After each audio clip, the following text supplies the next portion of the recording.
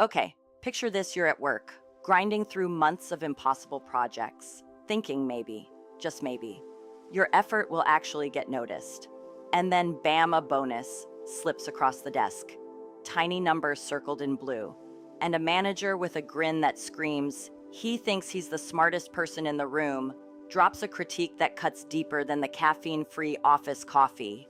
Frustration bubbles, tension hangs thick, and you start realizing maybe there's a way to get back at the corporate circus, quietly, smartly, without losing your cool. So there I was, sitting across from Brent, trying to act like I hadn't been simmering for the last hour just thinking about this moment. He taps the bonus slip like, casually, flicking a playing card at a bar, and grins. That grin, man, it's one of those toothpaste ad smiles, all shiny teeth and smug confidence. Then he drops it, 4 words that cut right through the soul. Lazy hands, no spark. Yeah, just like that, like a casual observation, but it felt like a punch. I looked down at the number circled in blue ink, $1,500. That's it. After a year spent doing back-end refactoring, cross-platform regression testing, and writing the kind of migration logic that could have fed a small town for a decade.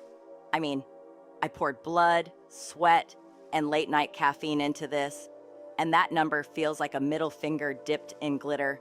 The room smells like burnt coffee and Brent's cologne, some aggressive, over-marketed scent he probably thinks screams leadership.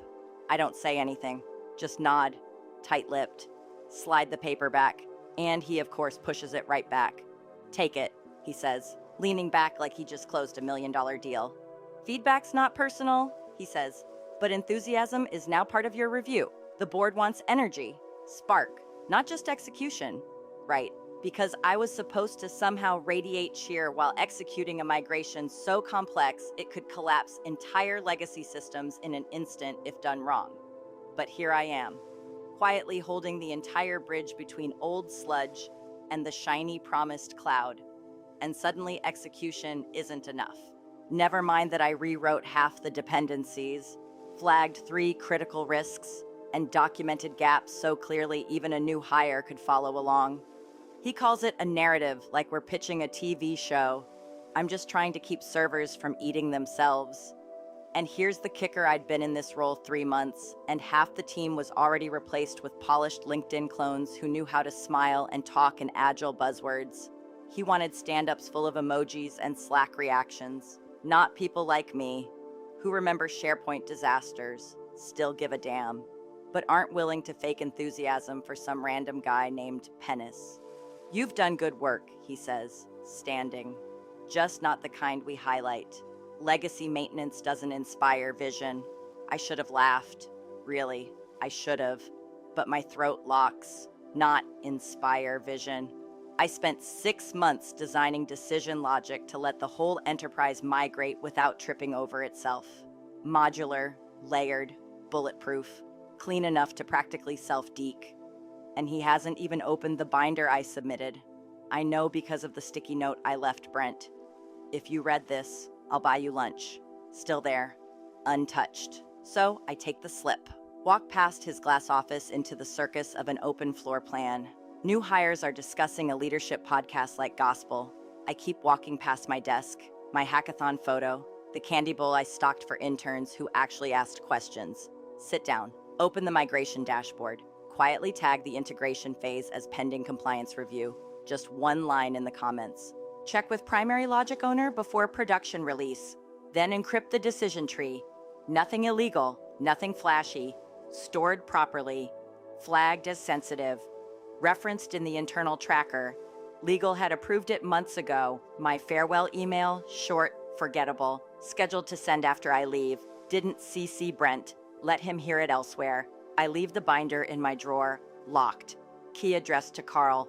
Walk out. Look around the fake greenery. Corporate slogans trying to mask nervous ambition. Nobody looks up. Not Brent. Not the PM who thinks Jenkins is a person. Not HR, who once told me I looked tired in a soulful way. Fine. Let them think they won. Brent underestimated the thing keeping his fantasy afloat. And now, yeah, I was about to see why lazy hands sometimes build things you'll never be smart enough to replace. After the bonus debacle, I realized it wasn't about money anymore. It was about control or, well, the lack of it. I wasn't going to make a scene, no dramatic mic drops, no sneaky hacks, nothing that would raise alarms. I took a breath and started walking through my exit plan in my head. First, I opened the migration dashboard and quietly flagged the integration phase as pending compliance review. One line in the comments check with primary logic owner before production release. It wasn't flashy, but it would do its job. Then I went through the decision tree, encrypting it carefully, storing it exactly where compliance dictated. I wasn't deleting anything, wasn't sabotaging. Everything was by the book, by the protocol we'd all agreed to months ago. Legal had signed off. If anyone looked, it would appear professional, sterile. But in reality, it was a little fortress of my own making. Every node, every branch, carefully tagged, time-stamped, and referenced. Subtle, precise, and impossible to overlook if someone actually tried to use it without following proper procedure. Then there was the binder.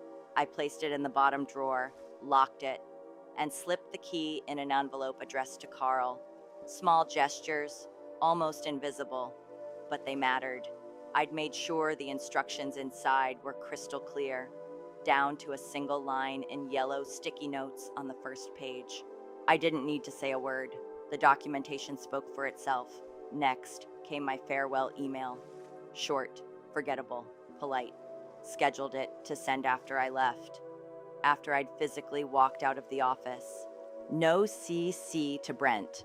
Let him find out the hard way. Methodical, strategic, calm. The kind of exit where people might not even realize you're gone until it's too late to ask questions. And then I started cleaning my digital footprint, scrubbing personal scripts, zipping useful assets for myself, leaving nothing extraneous behind. Every comment in the internal tracker, every ticket update, was there for continuity. The subtlety of it all, I told myself, was the point. No one noticed. Nobody thought twice. It's kind of funny, in a way. While Brent strutted around, excited about dashboards and brand refreshes, I was quietly building the safety net that would protect the project from collapse, while still safeguarding my own work. I moved through the office methodically, desk cleared, files in order, personal items packed. Even the candy bowl I kept for the interns was left untouched. A small, almost symbolic gesture if someone wanted to continue using it. They could. It wasn't about recognition, just maintaining order in a place that had started to feel increasingly chaotic. I double-checked the secure storage drive where the final migration logic was stored. Encrypted, labeled, timestamps, permissions set, viewable by legal only, restricted for DevOps, standard compliance protocol all intact, everything subtle, procedural, yet I knew the value. I could practically hear Brent talking about energy and spark, totally oblivious to the quiet fortress I'd just created behind his back. And honestly, I almost smiled at that thought.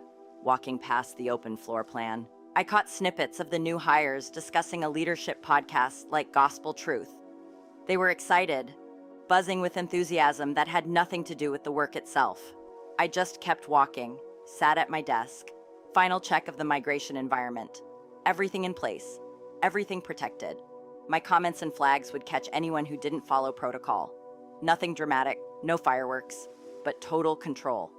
Then I closed my laptop, slid my badge into the drawer. A few days left, but I was done. Fully done. The quiet precision felt satisfying. No one had a clue how much care went into every step, how meticulously I had ensured that the integrity of the migration would survive beyond my departure.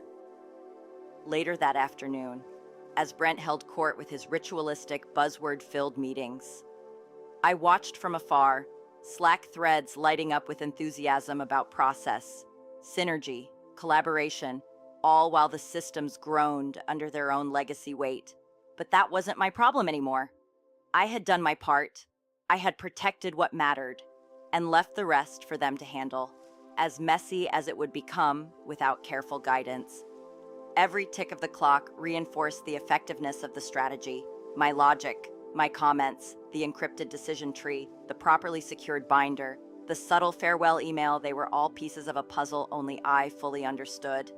And that was the beauty of it. No dramatics, no confrontation, just quiet, surgical control. My mind replayed months of meticulous work, and now I could step back and watch how it unfolded without interference, without gloating, and without anyone realizing how tightly orchestrated it all had been. This wasn't revenge in a traditional sense. No flashy stunts, no sabotage, just strategic, thoughtful, legal, and above all, effective. I could leave knowing the project was still intact. Yet the overconfident manager who had underestimated me would soon discover the gap between enthusiasm and competence. That, in itself, was satisfying. And as I shut down my machine, I felt a weight lift, not anger, not triumph, but a calm assurance that the careful, measured approach always beats reckless energy in the end. Brent could have all his buzzwords. I had the control. And for the first time that day, I felt completely at ease. Watching Brent from a distance became its own kind of entertainment, if you could call it that without sounding bitter. He strutted around, full of pep, calling emergency stand-ups, waving his hands, dropping words like synergy, agility, and velocity as if repeating them would magically fix the mess he had inherited. Meanwhile, the team flailed, blissfully unaware of the subtle traps and flags I'd left behind.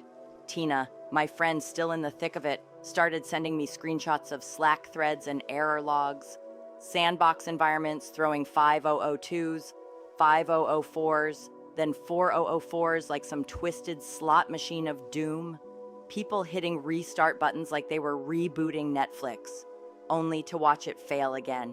Someone actually suggested maybe just updating production to see if it worked? Classic. Meanwhile, Brent, of course, was all in on performative leadership. He'd open a Zoom call and announce, with a grin that would make a toothpaste ad blush, "Failure is just feedback wearing a costume," or "Let's solution this in real time." I mean, you couldn't make it up, and yet, beneath all that energy, the infrastructure groaned, systems choked, and the sandbox kept choking out errors. Ria, the 25-year-old PM who was supposed to take over the transition, was confidently posting diagrams with arrows that literally pointed into themselves. A fire emoji reaction from Brent. "Exactly what we mean by redefining ownership," he typed. "Ownership of chaos, maybe." Tina kept me updated, and I'd sit back with a smirk. Carl, who'd been moved to side projects to make space for these fresh eyes, slowly started poking around. He noticed oddities, gaps, missing logic, and began quietly tracking things. He wasn't a political player, just a careful engineer. And he started uncovering the cracks in Brent's shiny narrative. Meanwhile, my little flags, the encrypted decision tree, the compliance notes, they were quietly doing their job. Nothing flashy, just subtle reminders that the system wasn't ready for amateur enthusiasm. And that was the most delicious part. I didn't need to interfere. Each Slack message, each failed test, each confused intern was just a breadcrumb leading to the inevitable discovery. Brent had built his Phoenix operation, plastered with logos and buzzwords, but he couldn't override reality. Enthusiasm doesn't patch 5004 errors, and buzzwords don't replace proper documentation. I watched Tina report errors that were literally built into the system if someone ignored the compliance notes. Brent panicked, called more stand-ups, slapped together Trello boards with names like Roadblock Smash Squad and Obstacle Equals Opportunity, thinking it would fix anything. It didn't. Ria kept updating timelines and diagrams, increasing confidence with each post, unaware that she was being funneled straight into the trap. And the irony, the system, my system, the one I had carefully structured, was quietly ensuring that any misstep would surface. The errors grew, the team struggled, and Brent's energy became less charming, more frantic. He began trying to solve issues in real time without reading the existing documentation or asking critical questions. The Slack channels lit up with confusion. QA calls, nightly patch attempts, orphaned pods and container orchestration, they were all screaming for attention, all directly linked to the decision logic I had authored months before. I couldn't help but be a little amused at how my subtle, careful approach had created a self-regulating system, a sort of silent safety net and booby trap at the same time. And Brent, he had no idea. He was too busy patting himself on the back for leading with energy, never noticing that every failure was silently pointing back to the system I'd designed, the instructions I'd carefully left, and the compliance safeguards that he'd ignored. Meanwhile, Tina kept me posted. Every Slack screenshot, a little highlight reel of chaos. From coffee shops, from my side gig consulting for other companies. I could see the edges fraying without touching a thing. Sandbox endpoints failing. QA loops caught in a rut. Ria rebooting Jenkins over and over. Suggestions flying about rewriting logic in Airtable. And yet, all of it was contained, predictable, documented. The notes I left, the flags, the encryption they were all quietly calling out someone check with the primary logic owner before final implementation. The red flag icon remained untouched, but still visible to anyone who dared look. Carl noticed it first. Eventually, he started connecting the dots. Old documentation, archived logic trees, sticky notes faded but legible, everything pointed to the same truth. Brent's performative leadership, his agile slogans, his endless optimism, they didn't patch the structural cracks. My work had, in a way, become the backbone, the unseen scaffolding keeping the whole mess from collapse.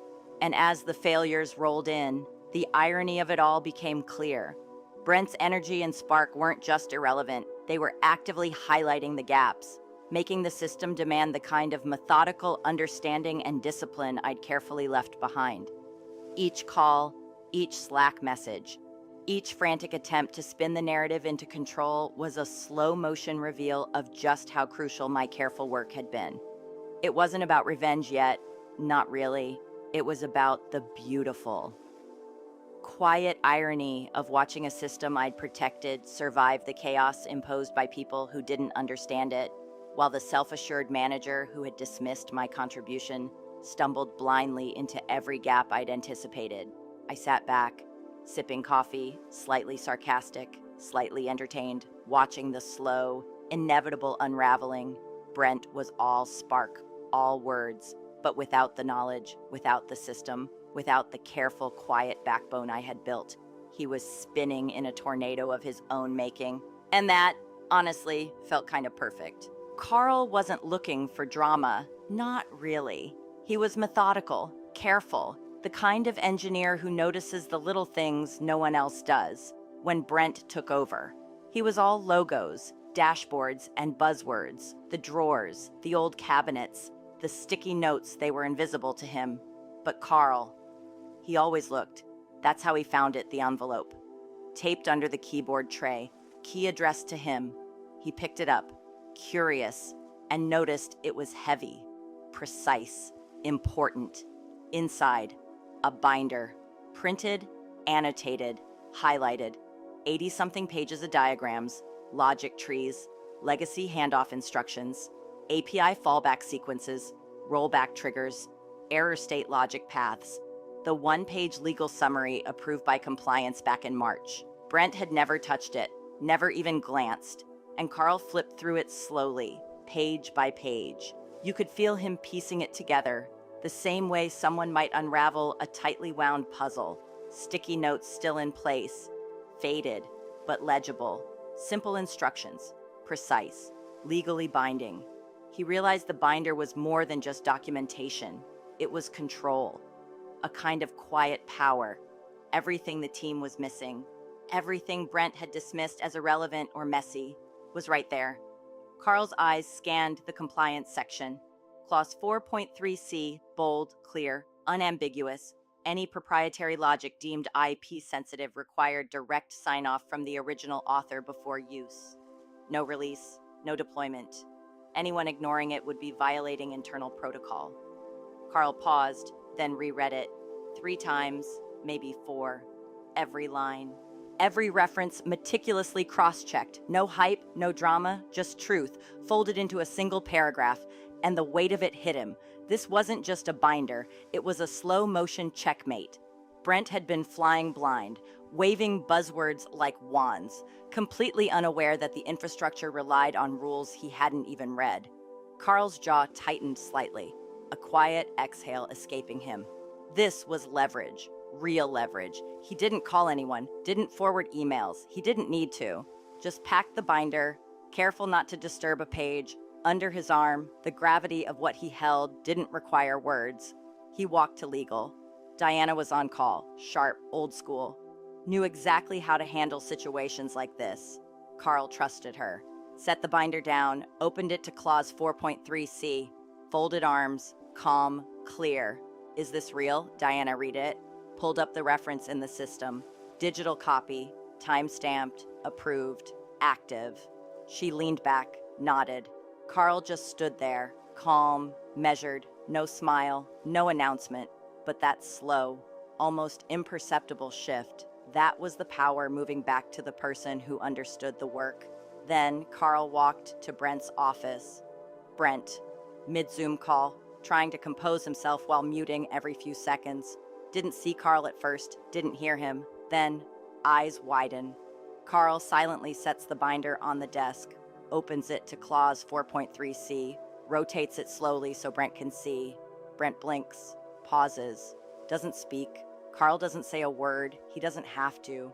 The binder says it all. Legal protocol, compliance rules, ownership of proprietary logic, all ignored by the man who thought enthusiasm could override methodical engineering. Brent's face changes, tightens, a flicker of panic. He fumbles for words. Carl closes the binder, stands, gravity, quiet, no dramatics, just a shift in the room. The binder isn't just paper, it's authority. Carl didn't gloat, he didn't laugh, he just walked out, leaving the binder behind. The silence was deafening. Everyone else, interns, Junior P, Ms. HR, they felt it. Felt the realization that the system had always been under control, just out of view. Brent, for the first time, had no one to spin for, his narrative unraveling silently, methodically, and Carl. He had quietly returned the power to where it belonged. The documentation, the compliance memo, the binder. It wasn't just protection, it was vindication, a slow, satisfying, controlled shift of the game. From this moment on, the landscape had changed. Brent's enthusiasm and buzzwords could no longer mask ignorance. The foundation, the backbone of the migration, the rules and logic I had left behind, now in Carl's hands, held the authority, and everyone in the room could see it, even if only subconsciously. A quiet storm had settled, no fanfare, no shouting, just the subtle, undeniable realization the person who understood the work controlled the outcome. That binder, hidden, precise, legally enforceable, had flipped the power. Carl had done nothing dramatic. He didn't need to. The binder spoke, the room shifted, and Brent, the supposed king of energy and vision, was left staring, silently, realizing he had missed the most important piece all along. The fire drill that day was supposed to be a simple routine, one of those quarterly rituals where everyone walks calmly to the parking lot, iced coffees in hand, earbuds dangling. HR called it a safety culture touchpoint. Everyone else treated it as a chance to gossip in the sun or sneak off to vape behind the dumpster. But this one was different. Tina was the first to message me, "Carl's doing it right now at your desk." I paused mid-grocery aisle, frozen with a bag of frozen peas in my hand. Carl hadn't moved from my old desk in over a day. Binder open, highlighting sections, printing compliance memos, flipping through the pages like a conductor orchestrating silence instead of music. And Brent. He rounded the corner, branded aluminum water bottle in hand, fire drill checklist tucked under his arm, all the confidence of a man about to lead a controlled evacuation. The moment he saw Carl standing there, the air shifted. Carl wasn't evacuating. He didn't have a bag, didn't shuffle with the herd. He stood by the desk, binder in hand, papers fanned out like a deck of loaded cards. Then the clapping began. Slow, deliberate, heavy, not joyful, not mocking, judgmental. echoing in the half-empty office. You could almost hear each clap press against Brent's smug little smile. Every step of the herd seemed slower, awkward, hesitant. People glanced at each other, unsure what to make of it. Interns peeked over cubicle walls. Even the facilities guy, headphones on, popped one out just to hear it better. Tina's texts kept rolling in. You could feel the air tighten, she said. Everyone was frozen. Brent tried to laugh it off. The shallow corporate kind of smile that normally signals, "Everything is fine," he raised his voice, trying to turn it into some team-building moment. "Hey, Carl, if you're done with your poetry slam, we've got a drill to finish." No one laughed, not even the guy who always laughed at everything. Carl didn't blink, didn't speak, just raised the binder slightly so the top legal memo was visible to everyone. Placed it gently next to the coffee mug I'd left behind months ago. Brent's face went through 4 distinct stages in about 10 seconds. Confusion, panic, attempted composure, then resignation. Tina said it was like the walls themselves were holding their breath. He started scanning the office, probably looking for help or reassurance, but there was nothing. Nobody approached him, nobody whispered, nobody nudged. The interns, the junior PMIs, even HR, they were all absorbing it, realizing in a slow-motion way that Brent had never really controlled anything. The binder, Carl's calm assertion. It all spoke louder than any pep talk ever could. And Brent, he froze. The fire drill continued around him, everyone dutifully filing out, some casting glances. But Carl remained, immovable, silent authority radiating from his stance. The absurdity of it all wasn't lost on anyone. Here's a fire drill, a ritual of pretend danger. And yet the real crisis, the real authority, was unfolding quietly at a desk in the middle of the office. The claps had stopped. The silence was thick. People whispered to each other, not wanting to be noticed. A junior dev finally muttered, "Wait, wasn't that supposed to be in the handoff?" Exactly. Brent's performative leadership, the dashboards, the buzzwords, the Phoenix branding, none of it mattered in the presence of methodical preparation and documented truth. Carl didn't explain, didn't comment, he didn't have to. The binder, legal memo on top, was enough. Tina's text painted the scene perfectly. Brent's smile, tight, fading, twitching, his checklist, now completely useless, his branded water bottle, forgotten. The employees around him were recalibrating, slowly realizing that the person who understood the work had the quietest, most effective voice. And it wasn't a voice at all, it was paper, law, and logic. Carl had returned the foundation to its rightful place. Nobody needed to argue. Nobody needed to perform. The room acknowledged it in the only way it could: stillness, realization, subtle nods, a quiet hum of comprehension. Brent tried to speak again, raise his voice, but words failed him. The binder had shifted the power dynamic without a single dramatic outburst, and I watched from afar, mid-grocery aisle, sipping my coffee, smiling quietly. This was strategy in motion, patience rewarded. The fire alarms buzzed in the background, a ritualistic soundtrack to a very different kind of demonstration, as the crowd continued their drill. Carl remained at the desk, a silent sentinel of authority. Claps, binder, legal memo. Methodical, calm, each element a statement Brent couldn't counter, couldn't spin, couldn't ignore. And slowly, almost imperceptibly, the office reoriented itself around reality instead of performative leadership. That day, enthusiasm didn't matter, buzzwords didn't matter, only preparation, understanding, and strategic foresight held any weight. Carl knew it. Brent, for once, understood it too, and everyone else, they saw it, felt it, and quietly respected it. The fire drill ended. People shuffled back in, some toward desks, some whispering behind monitors. But Brent, he sat in his glass fishbowl, alone, binder still open on the desk, mouth tight, phone buzzing, smile gone. The authority had shifted, silently, undeniably, and Carl.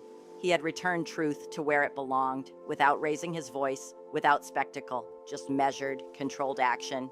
The room had witnessed a quiet coup, and for once, The office's usual chaos had paused, just long enough to make it undeniable. The boardroom that day was silent before it even started, the kind of silence that stretches and tightens. Wrapping everyone up in the tension without a word being spoken, Brent walked in, projector glowing, laptop perched perfectly on the polished table, confidence radiating, or at least he thought it was. His slides clicked, each one full of buzzwords: resilience, momentum, synergy. He began talking, stammering slightly through phrases about minor roadblocks and the importance of team cohesion. Carl, calm, methodical, sat off to the side with a single clean summary sheet, a concise, irrefutable map of the infrastructure migration. The binder wasn't needed here. Carl had distilled everything into one sharp, undeniable document. Brent's performance didn't change. He smiled tightly, a fixed, brittle grin, talking about pivots and momentum while the executives, gray suits, gray eyes, arms folded or pens in hands, listened patiently, too experienced to react to a show. Carl waited, not for drama, not for theatrics, just waited. Slide 6 came, and Brent tried glossing over the temporary delays in deployment, citing vague legacy issues. That's when Carl calmly spoke. Actually, that variance was protected IP. Nothing more, just that. A pause fell over the room. Brent froze mid-sentence. The click of a pen echoed. One board member leaned forward, adjusting his glasses, eyes sharp. Carl reached into his folder, pulled out a single page, and slid it across the table. The compliance note, Clause 4.3c, time-stamped, verified, active, quiet authority in ink. Brent's mouth opened, then closed. His next words faltered, stammered. General counsel nodded once. One board member tapped the paper gently, asking Brent to confirm if he approved this migration path. Brent's lips moved, no sound emerging. He looked down at his notes, swiped a few slides aside, fumbled for a response, realizing this wasn't a question he could charm or spin. The room was still. Everyone was leaning in slightly, almost unconsciously. The projector fan whirred, filling a small fraction of the silence, but even that felt like a countdown. Brent's eyes darted around, the veneer of confidence slipping. Carl's presence was quiet, composed, the weight of preparation heavy in the air. No one else moved, no exclamations, no whispers, just the slow, undeniable shift of power. He didn't explain the document, didn't speak to justify it. The pages and notes spoke perfectly for themselves. The compliance memo, the detailed architecture roadmap, my name beneath it all, clear and bold, the original author, the one holding IP rights and responsibility for the logic Brent had assumed, misled perhaps by his own optimism. That enthusiasm could override procedure. Now, every error, every failed deployment, every orphan pod in the sandbox had a clear origin, a clear owner, and Brent had no defense. The executives were quiet, their eyes moving from Brent to the page Carl had placed before him. General counsel, experienced and unflappable, simply nodded, confirming what was already evident: the path had been approved by the proper authority, and Brent had ignored it. Brent's gaze flicked to Carl, then back at the board. Finally landing on the page, he fumbled, stuttered about verbal approvals, legacy expectations, minor miscommunications, anything to buy himself breathing room. But Carl didn't flinch. The board didn't blink.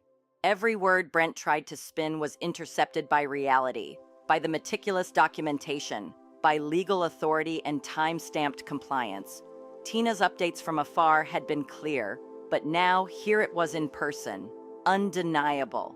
Brent's power play had met its match.